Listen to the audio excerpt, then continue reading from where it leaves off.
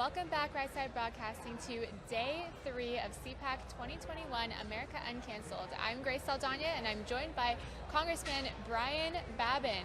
Welcome to the show. Thank you, Grace. It's great to be with you. Thank you. It's great to have you here. We have so many interesting things to talk about, and I'm excited to jump into them. So you tell us a little about what committees you're on in Congress. Absolutely. I serve on transportation and infrastructure. And we have jurisdiction over the authorization of our waterways and highways and pipelines and various infrastructure projects that go on.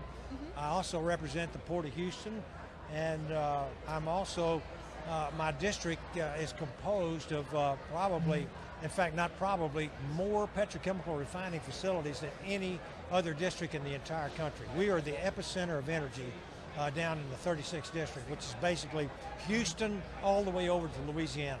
In addition to that, I also serve on the Science, Space, and Technology Committee, and I'm the ranking member of the Subcommittee on Aeronautics and Space, and I represent Johnson Space Center. Awesome. So let me ask you one question. Do you believe in aliens?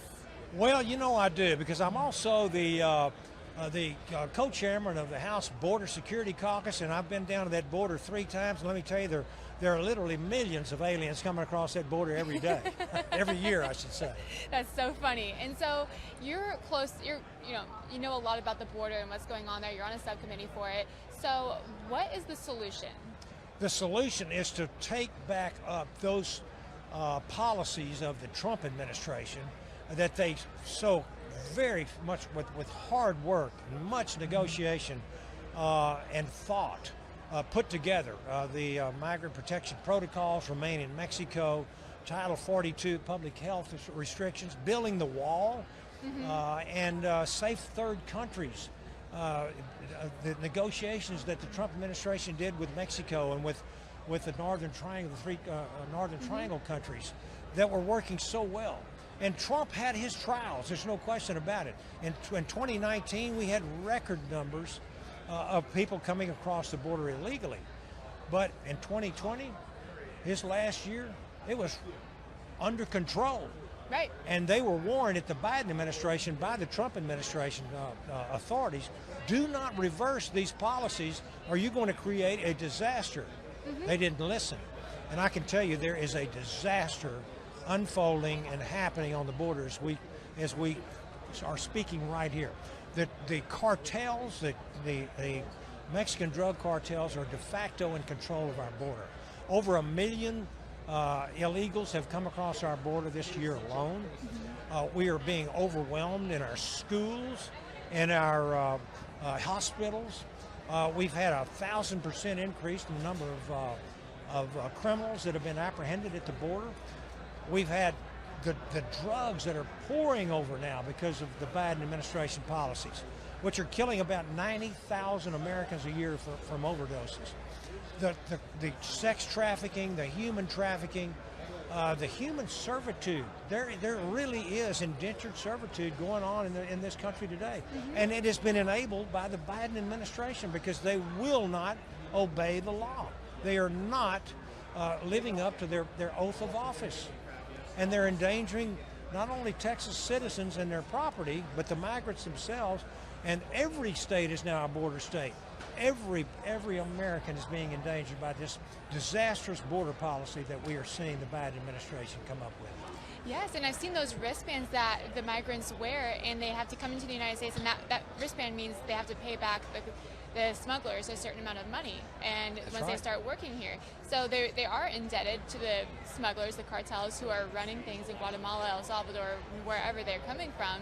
And so they're not going to come over here just to have a better life, because it's not going to be that better life if they can't pay back when they don't have the jobs that pay them the right amount of money and all this. So I always say that the Biden administration's policies are the biggest threat to America's national security.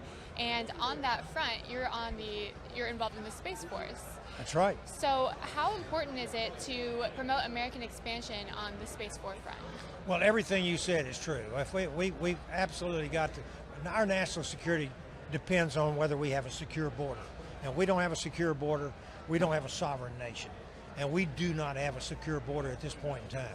And I also serve as one of the co-chairmen for our new Space Force Caucus in the House of Representatives, and being the ranking member of the Subcommittee on Space and Aeronautics on our Science Committee.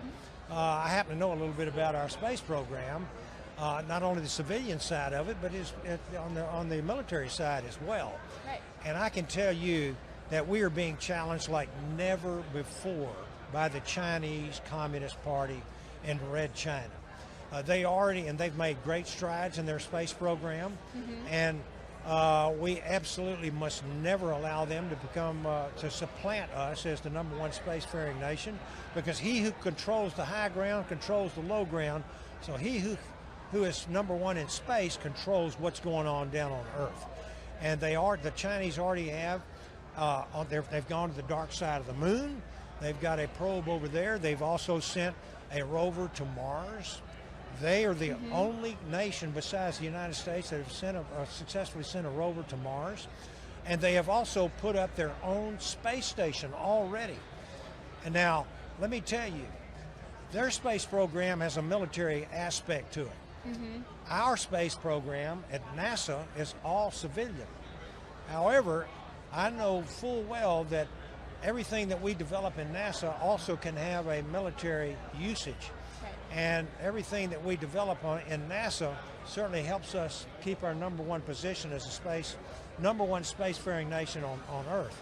We cannot afford to allow the Chinese to supplant us and displace us, because they will be the #1 power in the world.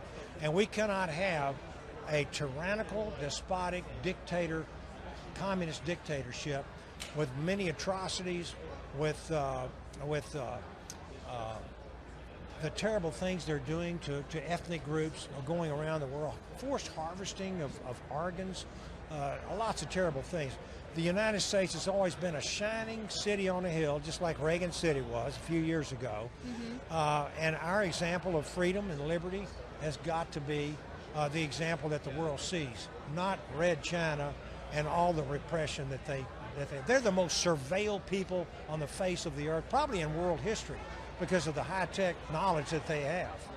It's time that the world comes together on this issue, especially it's not just space, but in everything else. In the supply chain, China is dominating, and we need to prevent that from happening. America needs to reclaim their spot as #1. So thank you so much for coming on, Congressman. You're welcome. Supply chains have got to be brought back here, not left in China. Yes, sir. And how can people contact you or find your website? Thank you so much. I appreciate that, Grace. Babin, which is BABIN, babin.house.gov. Okay. Please visit our website. You can see some of the bills we're sponsoring and co-sponsoring, some of our issues and initiatives that we're trying to do, and just the news in general. You're going to get the truth. I'll give you the unsugar-coated truth of what's going on in this country today. America is at great risk right now, Grace, and we must retain our democracy and our freedom, and the only way to do that is for the Republican Party to take out of the hands of these radical Democrats, take the majority back in the House and the Senate, and then in 3 years take that White House back. And we need to re-elect you next spring, correct? Well, I would hope so. Yes. Thank you. Well, thank you so much for coming on. You're welcome.